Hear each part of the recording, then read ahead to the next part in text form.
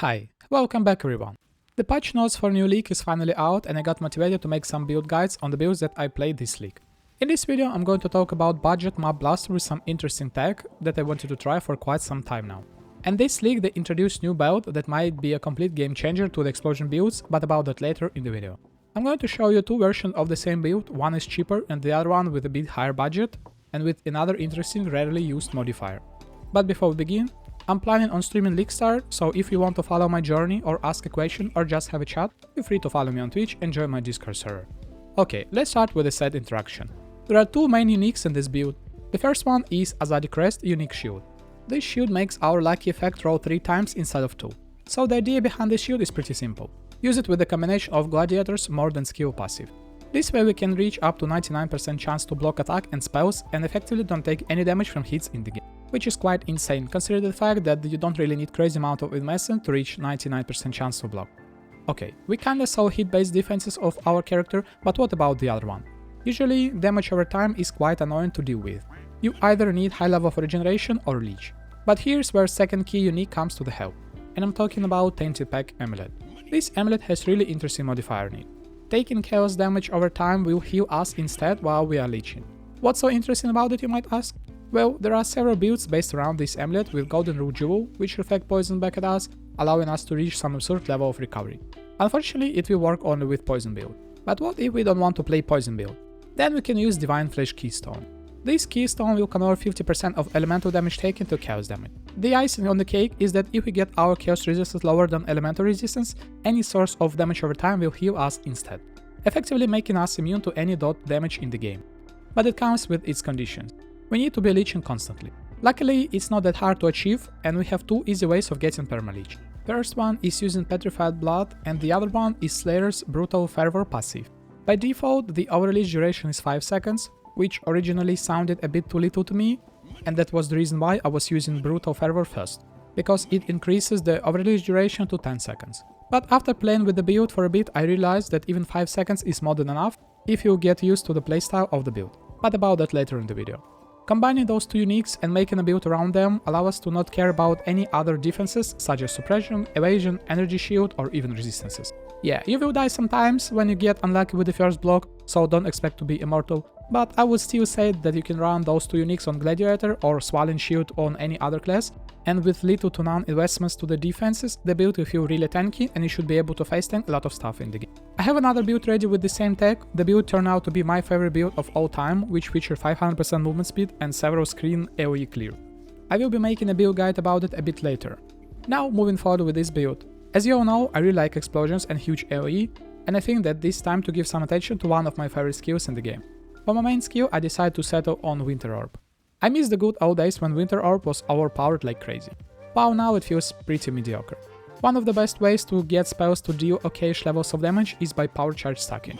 Combine it with explosions for the clear and FrostBlink for the movement, will result you in a decent build to play. This time I wanted to try something from new Bloodline Ascendancies added to the game. Nameless Bloodline is perfect for this build since we are going to be stacking power charges. Hence being able to get additional ring slot is really hard to beat. You can use some crazy mirror tier rings, but for my build I settled on 1C Falbon Ramiro's Banquets rings, which in my opinion are too good to even exist. Plus 1 power charge, some mana and high crit multi is an insane combination for sure. But for some reason GG thinks that we need to pay the price for anything in this game and they don't want just give us plus 1 ring for free. I decided to settle on not using Utility Flask in this build. But don't be afraid, and it's actually not completely a bad thing. We can use Utility Flask, but we are still allowed to use Life and Mana Flask and Tinctures. Why this is not a bad thing, you might ask? Because remember about the condition for Tainted Pack? That we need to be constantly leeching. And if you were watching carefully the footage in the background, you see that I'm using Righteous Fire. And you might be curious, how am I sustaining the leech while I'm not fighting? Here's where breathing jars come to the help. When you're using this flask, not only you're recovering some mana and life, but you're also spawning enemy worm, which you're going to destroy and leech from. So this way, if you're using 5 of them, you will never run out of leech. And if I'm not forgetting anything, this is it when it comes to key interaction of the build, and the rest is pretty simple. Let's move forward to the Ascendancy and the tree. I think that it should be pretty obvious that I'm playing the Gladiator, where we are taking 2 block passives and the other one is War of Attrition. It's not really that useful, but since this is budget build, so you might be getting like 10% more damage from it. For the last point, I'm getting Unseen Hand with Thought Price. For the rest of the tree, I'm focusing on Frenzy Charges, some block passives, crit multi, all of the power charge nodes, some mana reservation, pain attunement, and several cold passives with fist to cold conversion mastery for the explosions. Now let's talk about the duels. I'm using Glorious Vanity with combination of Impossible Escape for Elemental Equilibrium to get the most out of them. You need to find the duel with the Divine Flash and as much block chance as you can get. You might need to shuffle the passives around, but this league they weren't that rare, so you should be able to get some decent duel. For the large cluster, it doesn't really matter what you use except the Blast Freeze, as it will freeze everything, and freeze is really underrated defensive mechanic. For the rest of the points, try to get some with highest damage as possible. Blanking Snow is the best one, but it's hard to get, so try to use PUB to calculate what is the next best one. For the mediums, I'm using 4 area clusters, 2 with Assert Dominance and Magnifier, and 2 with Assert Dominance and Wasp Power. The rest of the duels are Forbidden Sight for the first to strike, last to fail, for additional cast speed and damage from Adrenaline. You can use Brutal Fervor here instead. Watcher for physical damage converted to cold and critical strike chance while affected by hatred. If you can find the cheap double one, just use critical strike chance. We need it to boost the damage of explosions. Next one is Hatred Sublime, so that we apply Brittle to increase the critical strike for explosions again. And for the last duel, Light of the Minion with cold damage here. Okay, now let's move forward to the gear.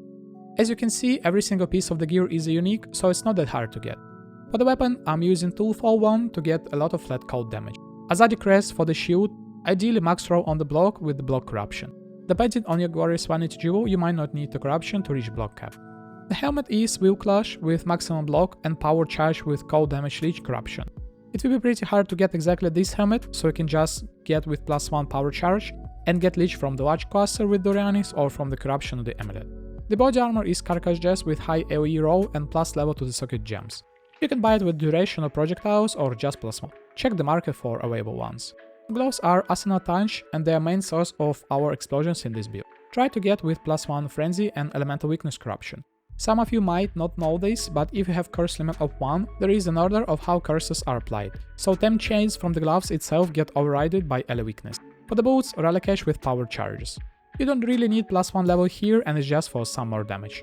The amulet is Tainted Pack with Overcharge Anointment for +1 power charge. Corruption is optional. Then 3 identical Falborn Ramiro's Banquet's rings with +1 power charges. Don't forget to crit Catalyst them for additional damage. For the belt, Graven Secret for even more power charges, corruption is optional. And for the flasks, 5 breathing jars. Okay, now let's move forward to the gems. In the weapon I have Righteous Fire of Arcane Devotion linked with Automation, and Blood Rage not linked with that. It's kinda weird combination, but about it later. In the shield, Cast on Death Portal setup. In the gloves, FrostBlink of Winter with Arcane Surge, faster casting and Spell Echo. In the helmet, Flame Golem with Sigil of Power and Enhance. It's not really necessary, but nice for some additional damage for bosses. In the boots, Aura setup with Hatred, Petrified Blood, Herd of Ash and Enlighten. And for the main skill, 2 setups. One with Winter Orb, GMP, Power Charge on Critical, Awaken Cold Penetration, which will be replaced with the new gems, Bone Chill and increase critical damage. If you don't like Winter Orb, you can play with Blade Vortex, which will be basically the same build. Link it with Awaken Unleash or its new alternative, increase critical damage, new Cold Pen, Power Charge on Critical, and Inspiration for Mana Assist. And this is it when it comes to the build. Now let's talk about the new belt they introduced this league. And I'm talking about Screams of Desiccated. On the first glance it doesn't seem that good, but if you pay attention to the first line, you have Diamond Shrine on you. Diamond Shrines make you always deal critical strikes, and guys, this is actually insane. It will give us so much new opportunities for some weird combos, new custom critical strike builds, new like Perfect Agony dot builds, 100% critical strike chance on explosions, and so on. Depending on the price and how hard is it to get the belt, this unique might be one of my favorite new ones that I'm going to be using in a lot of builds for sure. And this build is not an exception. Just change Graven Secret for this one and you don't need Hatred Sublime, Hatred Crit Mod Watcher, your hits are going to be always critical strikes, explosions are going to be even stronger, and you can use other auras and so on.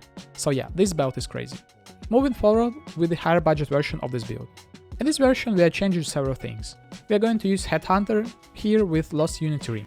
I don't really think that it's necessary to explain what is going to happen with this combo. TLDR, you're going to be pretty strong. And also we are going to swap our weapon and the shield. Instead of Azadi, we are going to use Squire. Yes, you are going to lose a lot of survivability from the lack of block, but for me it was worth it. And the final swap is going to be One-Handed Sword. Why, you might ask? because one-handed swords has interesting shaper modifier. Socketed movement skills cost no mana. And if we socket here FrostBlink or Witchery, we can easily clear maps with it without worrying about spending thousands of mana per second when we get headhunter buffs. In order for you to craft this weapon, you start with a shaper base and outspam until you hit mana cost mode. Then you just get another one-handed Elder Sword base and outspam until you get critical strike multiplier gem. Then you use Awakener's Orb and combine them. Then you just need to have open suffix and prefix, so annul if you need. Then you just lock suffixes and reforge crit in order to hit increased critical strike chance support. Then you lock prefixes and use Veiled Chaos, then craft any increased physical damage and unveil spell damage mode. And finish the craft with +2 socketed support gems and lucky exhaust them, as you might hit +1 to socketed gems as well. Okay, finally let's talk about how to play this build, as it's not that simple. After each map, I would recommend you disabling your automation. When you enter a new map, you first need to use your flask once, kill worms in order for you to trigger leech, and only after that you enable automation and blood rage once per map. You can link blood rage to the automation, but it will drain your life even more, so it's up to you. You can also not disable your automation after each map, but it will require you to spam your flasks, as Righteous Fire will insta-kill them and you won't be able to start your leech unless you kill it with other skill. Other than that, the gameplay is pretty simple. Just zoom around and don't forget to click your flask once 5 seconds if you're out of combat. Well, this is it guys. What are your league start ideas? I'm still kinda debating on what I should play, so feel free to comment what are your ideas below. I still have 2 more builds that I'm going to show you before the league start, and I might make a video about my starter, so stay tuned for more videos to come. If you like the video, don't forget to like, subscribe, as it motivates me to make more builds. If you want to see me play live, ask a question, or just have a chat, feel free to follow me on Twitch and join my Discord server. If you want to support me financially, there are links in the description below. And I will see you in the next one. Bye!